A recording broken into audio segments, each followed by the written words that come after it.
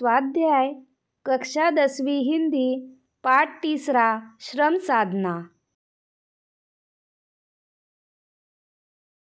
पठनीय। महात्मा गांधी के श्रम प्रतिष्ठा और अहिंसा संबंधी विचार पढ़कर चर्चा कीजिए।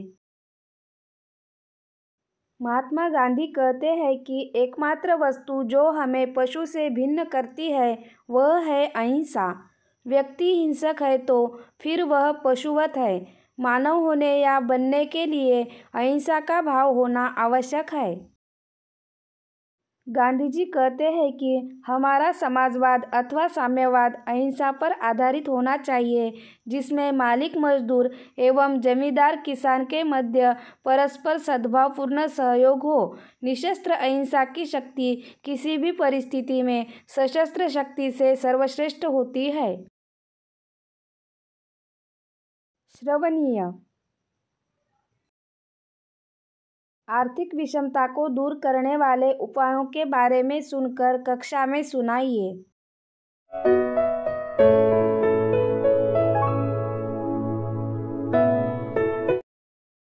किसी भी समाज में आर्थिक विषमता विकट समस्या है।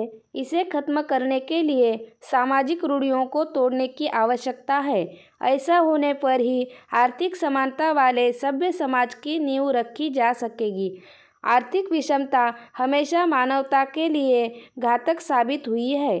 समाज में आर्थिक विषमता को कम करने के लिए एक समान कानून व्यवस्था, लोगों में नैतिकता के मूल्यों को बढ़ावा देना तथा अंतर्जातीय विवाह प्रणाली को बढ़ावा देना चाहिए। इस असमानता की खाई को भरने के लिए भारतवर्ष को आर्थिक विकास पर ध्यान देना होगा और एक पुख्ता बुनियादी ढांचा तैयार करना होगा। जिस प्रकार सांसदों के वेतन भत्तों और सरकारी कर्मचारियों के वेतन में वृद्धि की जाती है, उसी प्रकार मजदूर तथा किसानों के हितों के लिए भी ठोस नीति बनाने की आवश्यकता है। संभाषणीय। वर्तमान युग में सभी बच्चों के लिए खेलकूद और शिक्षा के समान अवसर प्राप्त है विषय पर चर्चा करते हुए अपना मत प्रस्तुत कीजिए। वर्तमान युग में सभी बच्चों के लिए खेलकूद और शिक्षा के समान अवसर है, यह बात बिल्कुल ठीक है। सरकार ने अपने शिक्षण संस्थानों में सब बच्चों को बिना किसी भेदभाव के छूट दी है। गरीब से गरीब बच्चा भी पढ़ सकता है और खेलकूद में भाग ले सकता है। आजकल कई राज्यों में तो प्राथमिक शिक्षा मुफ्त है, बड़ी कक्षाओं में भी फीस न के बराबर है। अतः हम कह सकते हैं कि सबके लिए खेलकूद और शिक्षा के समान अवसर है। लेखनीय। मेवे फलते श्रम की डाल विषय पर अपनी लिखित अभिव्यक्ति दीजिए। मेवे फलते श्रम की डाल से अभिव्यक्त होता है कि हमें परिश्रम करना चाहिए। बिना परिश्रम के कुछ नहीं मिलता।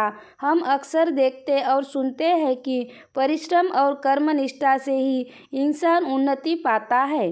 प्रयास और साहस से कुछ भी संभव है। अगर कुछ पाना है तो परिश्रम करो। बिना मेहनत किए कुछ भी हाथ नहीं लगता।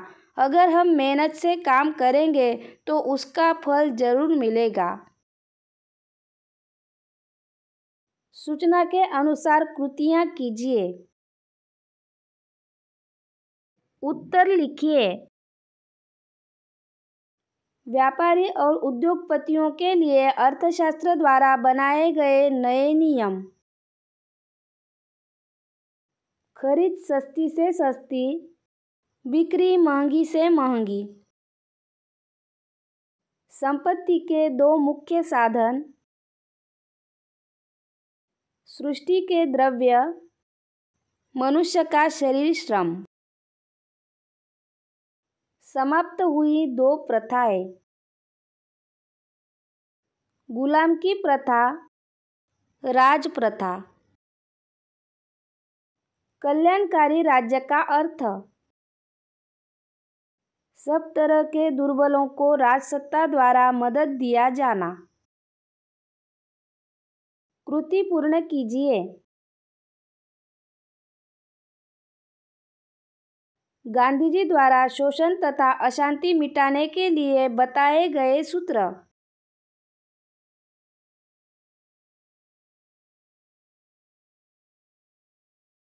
पेट भरने के लिए हाथ पैर चलाना, 4 घंटे शरीर श्रम।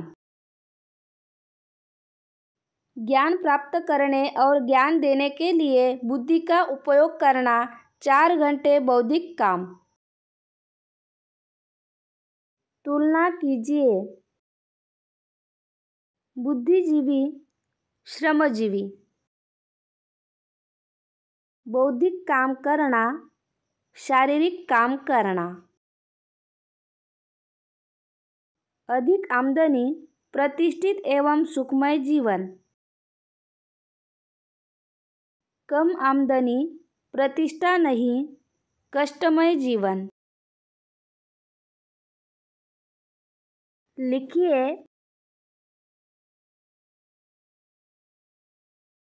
दान से एक कार्य बनते हैं।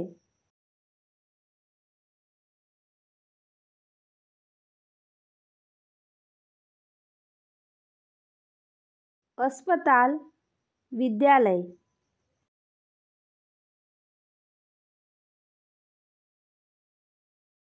व्यापार की कला इनसे प्राप्त होती है।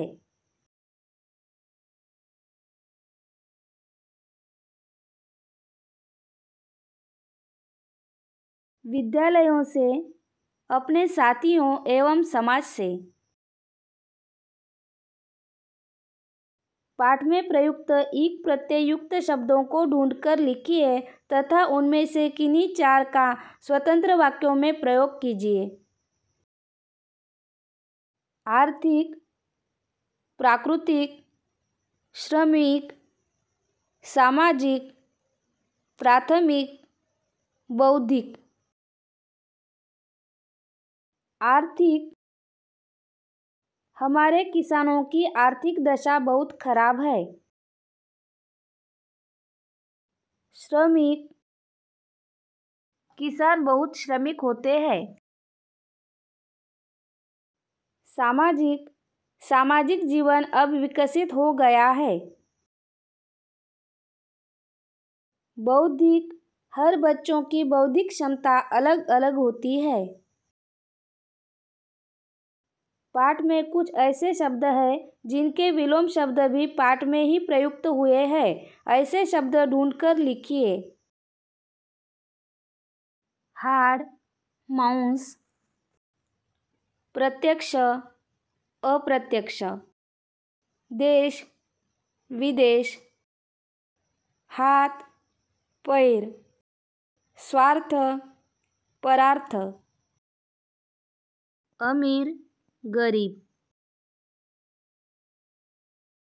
अभिव्यक्ति, समाज परोपकार वृत्ति के बल पर ही ऊंचा उठ सकता है। इस कथन से संबंधित अपने विचार लिखिए। संसार में जितने प्राणी हैं, मनुष्य को उनमें सर्वश्रेष्ठ माना गया है, क्योंकि अन्य जीव जंतुओं में मनुष्यों की भांति सोचने समझने, उचित अनुचित का निर्णय करने की शक्ति का अभाव होता है।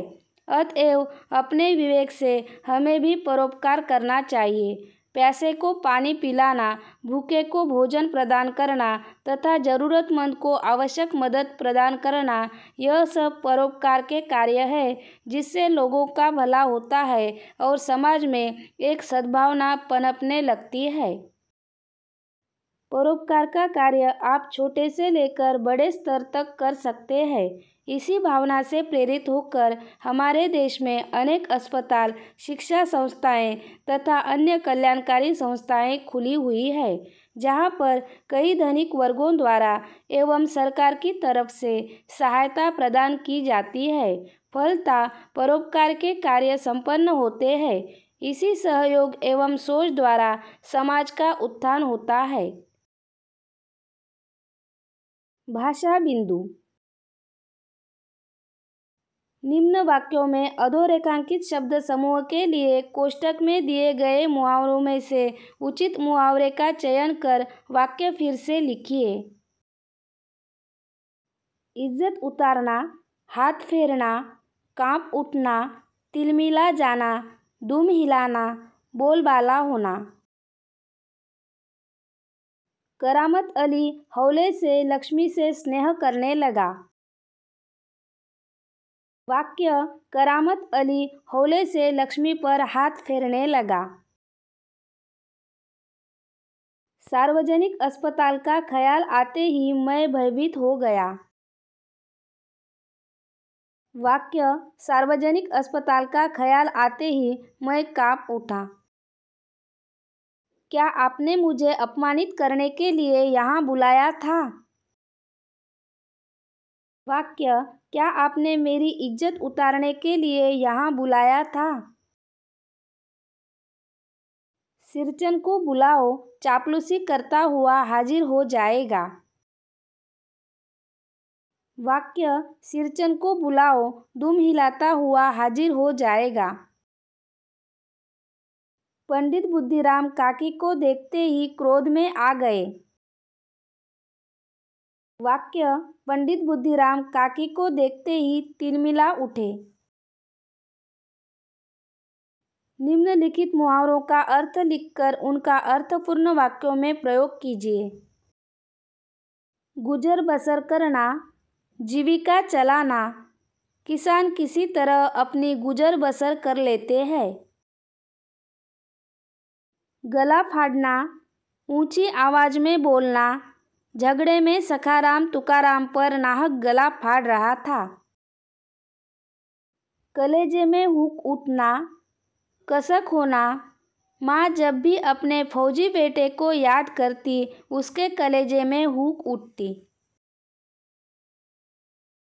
सीना तानकर खड़े रहना, दृढ़तापूर्वक अड़े रहना, फौजी देश की सुरक्षा के लिए सीना तानकर खड़े रहते हैं। टांग अड़ाना, कार्य में बाधा डालना, घटिया सोच वाले लोग अच्छे सामाजिक कार्यों में भी टांग अड़ाते हैं। जेब ढीली होना, काफ़ी खर्च होना, बेटी के शादी में रामनाथ की जेब ढीली हो गई। निजात पाना, मुक्त होना, 10 साल के कारावास के बाद सुलेमान निजात पा गए।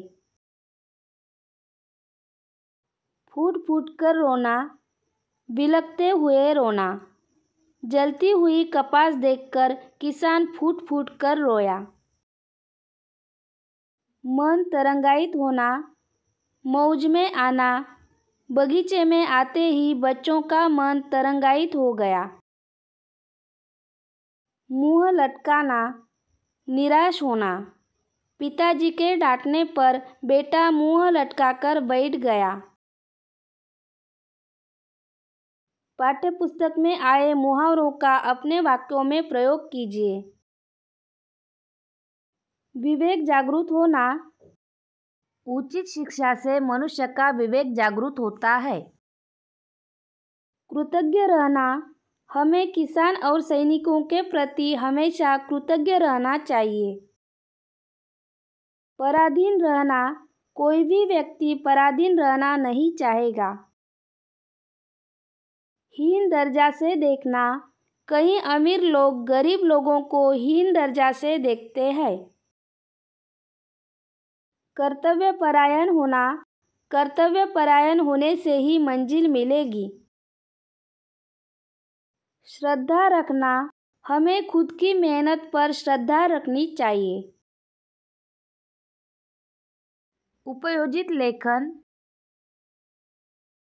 निम्न शब्दों के आधार पर कहानी लेखन कीजिए। मिट्टी, चांद, खरगोश, कागज। मैं राजस्थान घूमने गया। राजस्थान ऐसा क्षेत्र है जहाँ बहुत गर्मी पड़ती है। इसी वजह से यहाँ की मिट्टी दोपहर के समय बहुत गर्म रहती है। चूँकि इस गर्म रेत या मिट्टी पर चलने से हमारे पैर में छाले पड़ सकते थे, इसलिए हमने शाम के समय राजस्थान की मिट्टी पर चलने का फैसला लिया। रात के समय राजस्थान की मिट्टी पर चांद की ठंडी चांदनी से मानो सारी मिट्टी ठंडी हो गई और ऐसे में हमें राजस्थान की मिट्टी पर चलने का आनंद प्राप्त हुआ। अब जब हम अपने घर आने के लिए गाड़ी में बैठे तो पाया कि उसमें एक खरगोश था। मैंने झट से अपनी कॉपी से कागज़ निकाला और उसका चित्र बनाना शुरू कर दिया।